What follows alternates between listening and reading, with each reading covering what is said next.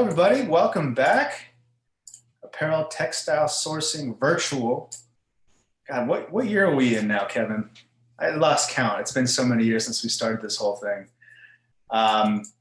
Anyway, well, we're back regardless. I'd like to invite back to the virtual stage, and she's also been with us on our live stages when we've had them in Miami. Laura, I forget, were you in Canada as well? No, just Miami. We'll have to get you up there eventually. Yeah.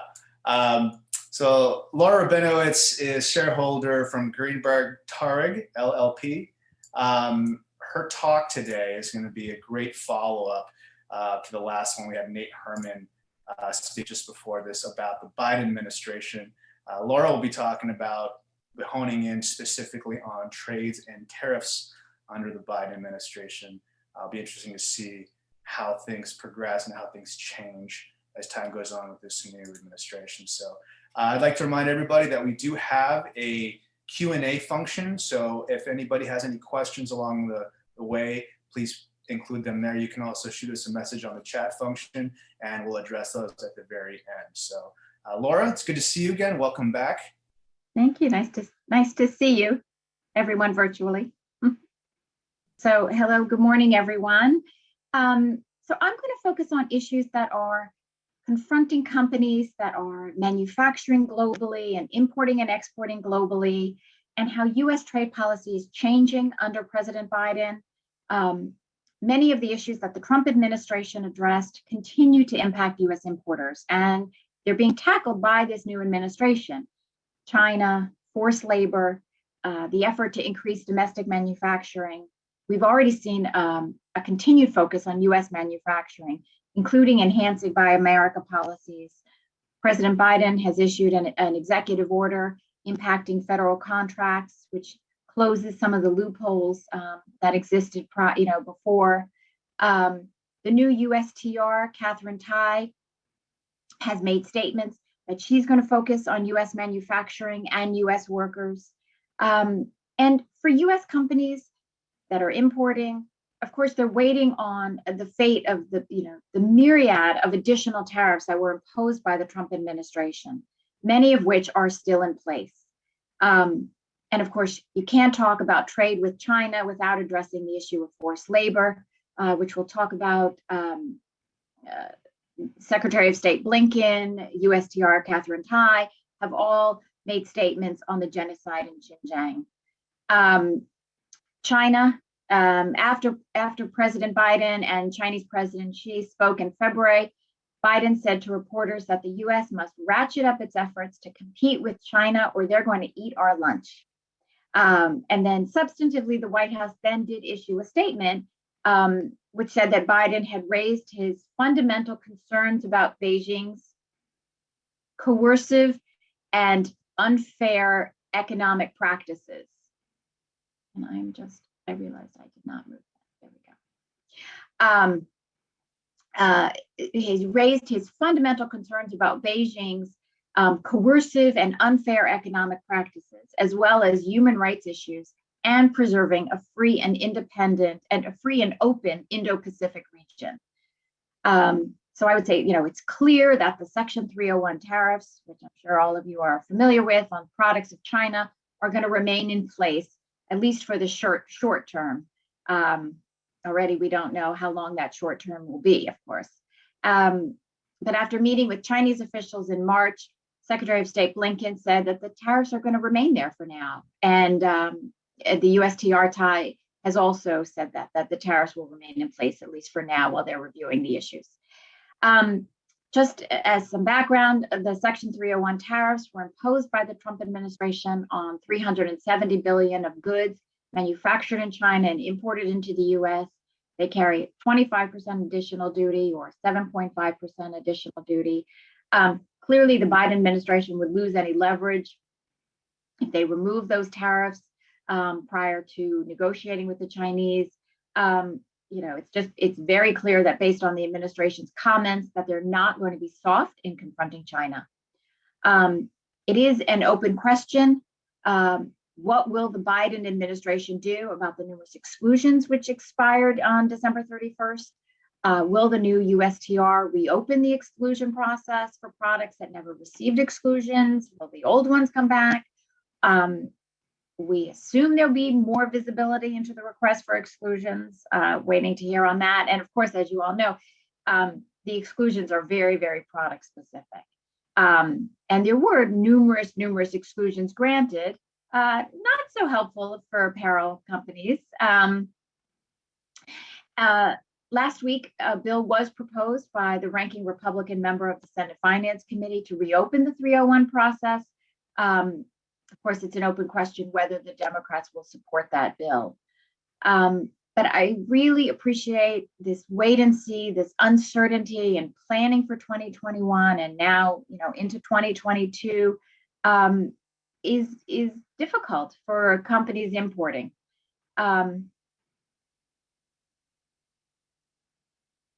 Now, of course, the issues behind the Section 301 tariffs, the intellectual property issues, the technology transfer, currency manipulation issues are still there.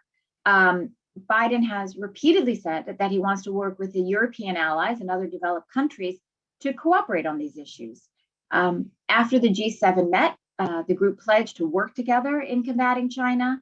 But of course, the European allies have also hinted that they're not going to be in lockstep with the United States, although they have made joint statements on the genocide in Xinjiang.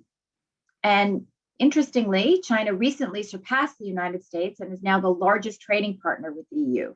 And that's in goods, not goods and services.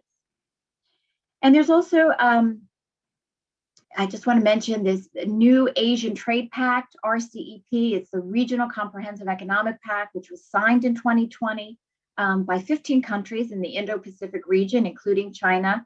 It creates a tremendous regional trading bloc. China, Japan, South Korea, Australia, New Zealand, Indonesia, Vietnam, Thailand, Singapore. I mean, it's huge. It will eliminate tariffs on 91% of goods. Now, this is not going to go into effect for quite a while, but it was signed, so we have to keep that in mind. In response to RCEP, Biden did say that the U.S. should be setting trade policy rather than sitting on the sidelines. And so there really is pressure, I think, on the United States to deepen its involvement in Asia Pacific while still being tough on China and engaging with European allies to set policy with regard to China. So in terms of the US and the EU, oh, I'm sorry, I went backwards instead of forwards. Sorry.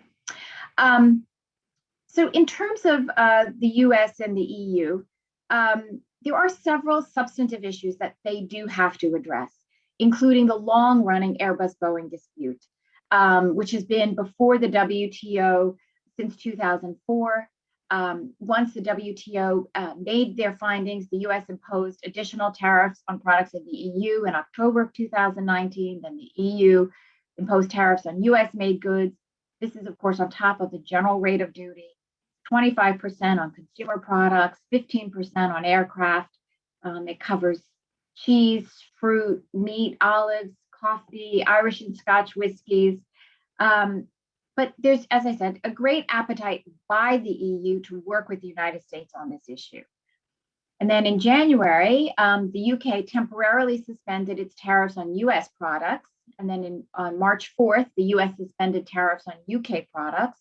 And then on March 5th, the US and the EU jointly announced temporary suspension for 4 months, which would be until July, while the parties address the substantive issues. And the latest statements is that they're making progress.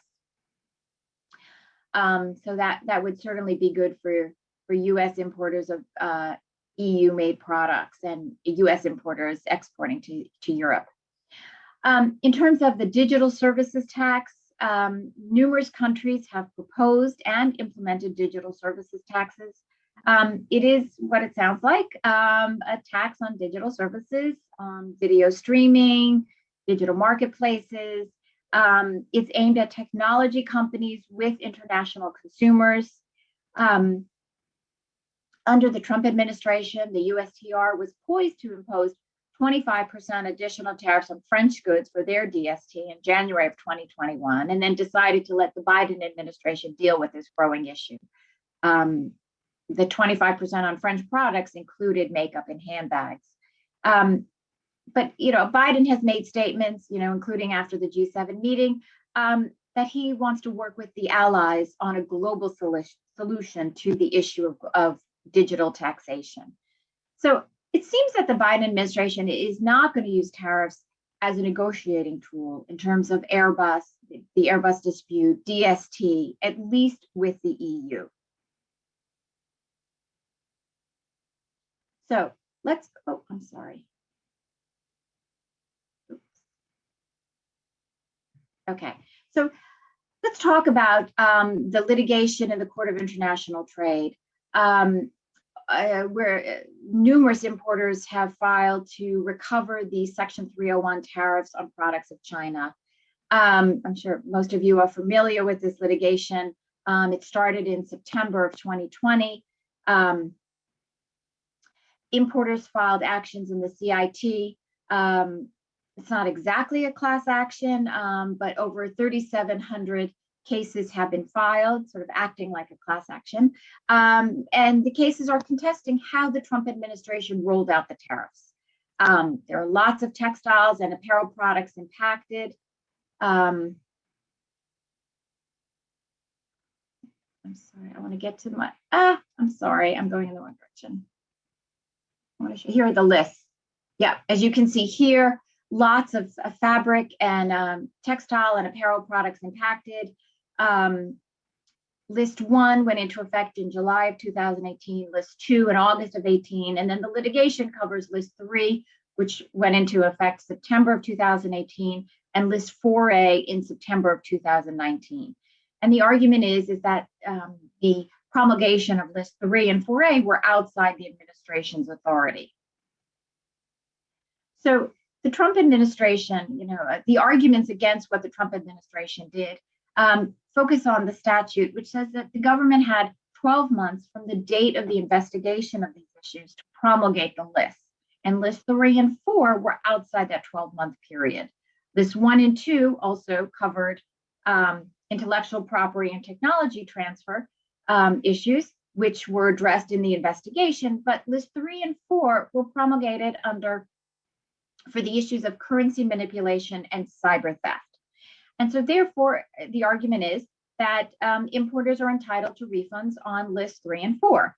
As you can see from the lists I showed, and the lists are way too long for me to have them on a slide, but numerous textile and apparel products are on list 3 and 4. The most conservative deadline was for list 3 was September of 2020. However, there's a very good argument, and we're continuing to file actions on list 3, that the deadline is based on the Administrative Procedure Act, which under that, you would have to show an injury in fact, and that can be construed as each time an importer pays duty. I think importers of products on list 3 should continue to file actions if they haven't done already on list 3 products. The conservative statute of limitations deadline for products on list 4 is August 20th of this year. And then that would continue if importers miss that as well. The argument would hold as well. But this is a very exciting case. It's most likely going to be appealed to the Supreme Court.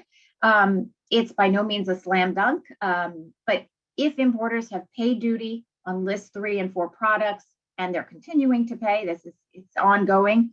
It's definitely worth it to file an action for and if successful, these will be retroactive refunds with interest to the beginning. So it's a very exciting litigation. Okay, so because of the tariffs on Chinese products, and we have to wait to see how the litigation goes, companies are looking to look at other sourcing strategies, anywhere but China. It's not so simple. Other countries have capacity issues such as Vietnam, the quality of the specific goods made in those countries. There are also worker rights issues such as in Bangladesh. Some companies are trying to move closer to the United States, to Mexico or Central America. But then there's also, quality and types of goods that can be made there. But looking to shift country of origin is helpful to companies at this time. And I think a lot of companies are, in fact, doing that analysis. The question is, what is the correct country of origin of the product? What is the essential character of the product? Where is it substantially transformed? Typically with apparel, it's sewing that confers origin. But this analysis is really worth doing, and so potentially an importer could change the country of origin, look at the production steps. Something else that importers can try to take advantage of are free trade agreements. Currently, the United States has 14 in effect. We don't really expect new ones from the Biden administration, but clearly any new trade deal will include increased labor and environmental standards based on USMCA, most likely. They've been very, very clear about that. The US-UK free trade agreement was fairly far along in negotiations under the Trump administration. It could, at that rate, could have been potentially concluded during 2021. But recently, the Biden administration has said that that is not a priority for them. Okay, so other than using a free trade agreement, to avoid, to reduce the duty impact of tariffs, including the tariffs on products of China, the 301 tariffs, using first sale valuation is really the best way to decrease duty liability. What it does is it shrinks the transaction value of the goods and thereby reducing the owing duty. Vendors still get paid the same amount, it just reduces the duty payments.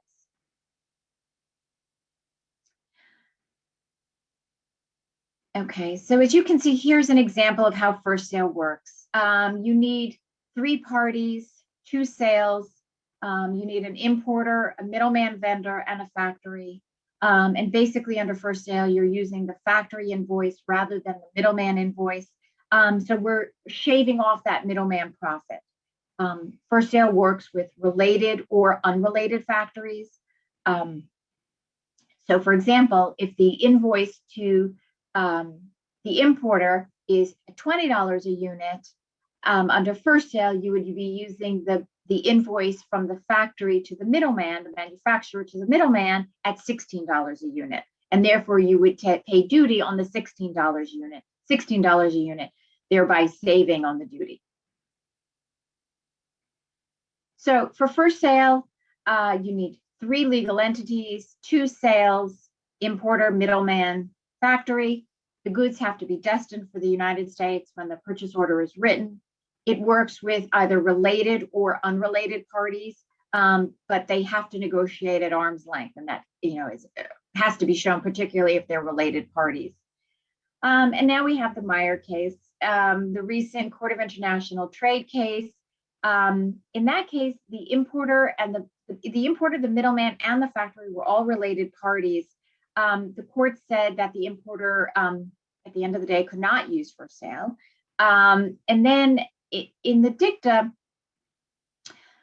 dicta is not the holding of the case, but it's just sort of additional language from the court, where they question whether an importer could even use transaction value, which would be the factory invoice, for example, when importing from a non-market economy, such as China or Vietnam.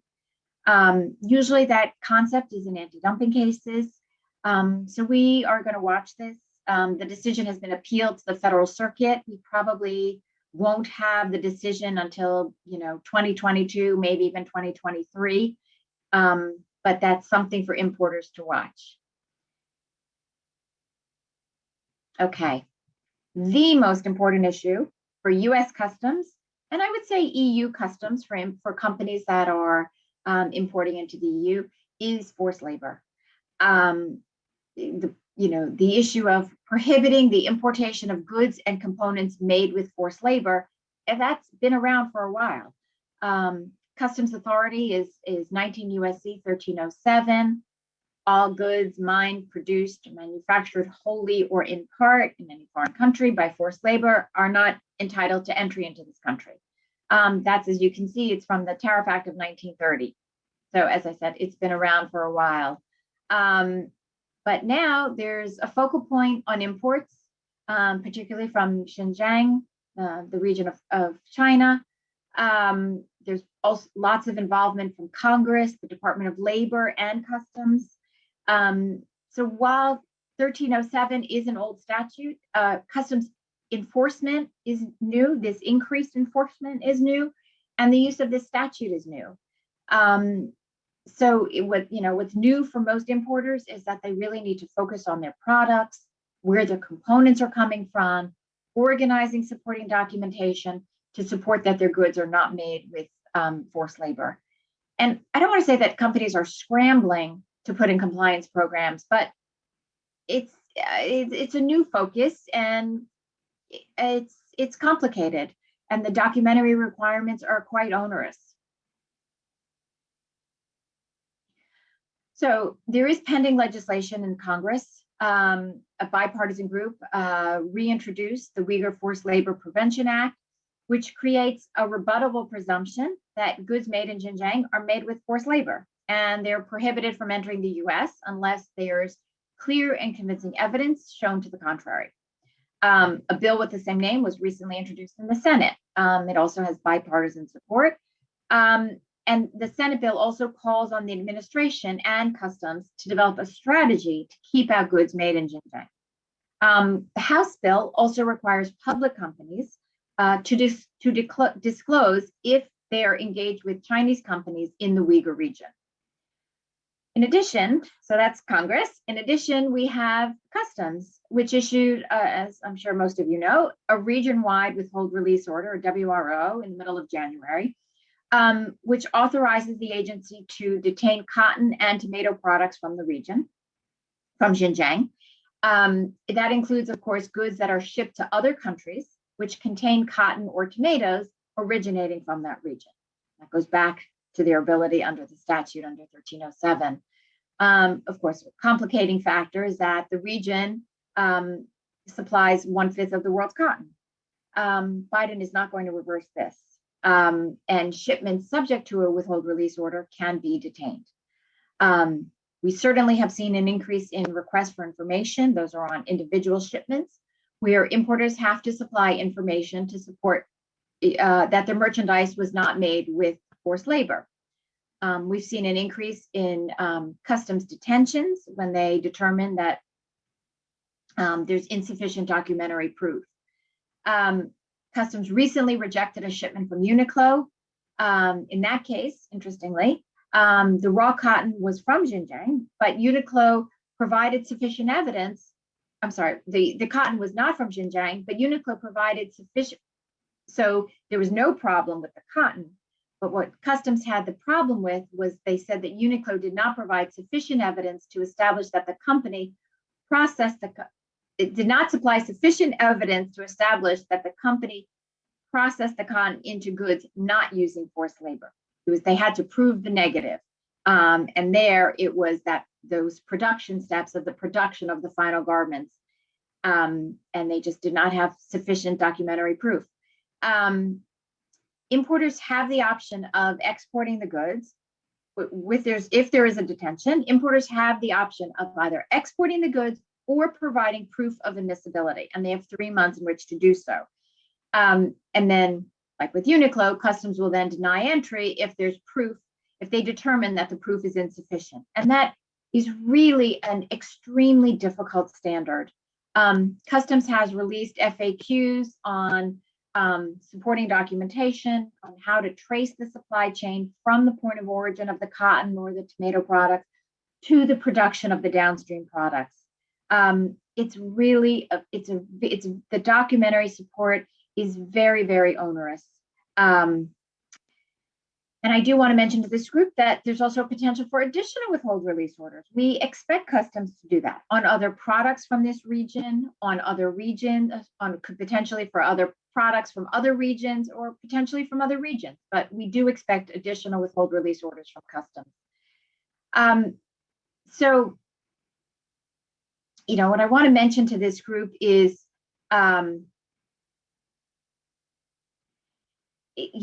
customs, increased enforcement, pending congressional legislation. Importers really have to focus on the issue. Sorry, I'll go back. Sorry. There, sorry. Importers really have to focus on the issue, on the issue of forced labor. It's so important to protect the brand, the integrity of supply chains.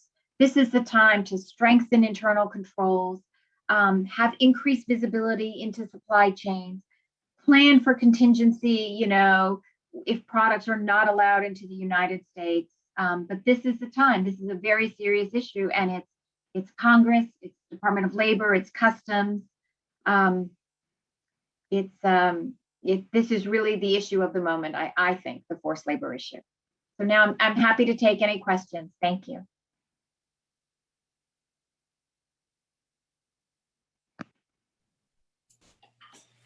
All right. Thank you very much, Laura. Appreciate that. That was a very in-depth overview. It's just interesting how this topic keeps coming up over and over and over again. It goes from one region to another.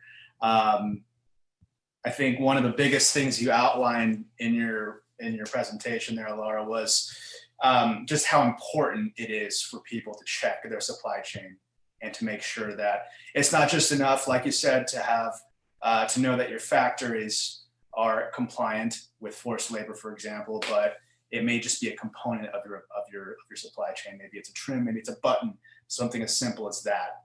It depends on how you're doing your stuff. Maybe it's vertical. If it's not, it's a little bit more intensive to make sure that, because you could run into those custom issues. And, for a lot of people, especially smaller companies, you have a big risk of going out of business if you don't check these very, very important aspects. So, Laura, one question I did have is, I think for a lot of our viewers, some might have smaller companies. If they are concerned about the potential for their goods to be held up in customs due to one of these issues, what is the best way for them to make sure that they're being compliant? For example, making sure that their suppliers and factories are Rcep certified is probably a good start. What are some other ways that they can make sure that they're remaining compliant? I mean, the most important is to try to prepare in advance. Have as many supporting of the documentation in your file as possible prior to entry. Having said that, it's particularly with in this region in China, it's not as simple as I'm going to send in a third-party auditor and get a complete set of records. It's complicated. So what I also recommend is adding language to contracts, because customs is going to detain it. One issue is that customs is not so quick in reviewing documentation, and if you're you got all the documents, now we're going to release your merchandise. Customs is not acting so fast, and you've got to maybe get your merchandise to the retailer if you're not the retailer. So, or if you're the retailer, you want to get it into your stores. So that's an issue. So there's the timing. So just adding language to contracts to protect yourself in the case of a forced labor issue, which is not under your control as the importer, if this happens. So you want to protect yourself. So adding language to contracts, supply contracts and customer contracts would be helpful. Documents are king, people, is what Laura said. Yeah, and I spoke with someone at Customs who's in their in the forced labor division, and what she said to me is, when I said Customs is not so fast in reviewing documents, she said to me, well, have importers supply organized documents. In the old days when there were transshipment issues, we used to keep it simple, stupid, the KISS method, where the documents really have to be very, very organized when they're submitted to customs. That's what she said, that would help. I think that would help. I mean, you want to have it laid out the best you can for customs to review. And hopefully that'll at least speed the process as well. All right. I'm not seeing any questions here. So I'd like to thank you again, Laura, everybody. Thank you for joining us. Laura, thank you for participating. My pleasure. As always, your presentations are very informative, and I hope at the very least it helps people kind of put these ideas in their head that they need to be paying attention to what's going on when it comes to foreign policy, trade, and especially compliance. I know this thing with Xinjiang has been very plastered all over media. It's important to pay attention and see how it impacts us over here in our businesses, especially if you're doing global supply chain. So, okay, thank you again, everybody. Laura, hope to see you in person again next time. I hope so. Next year in Miami. I think we're there. I think we're finally there. So, okay, take care, everybody. We'll see you in the next one. Bye-bye.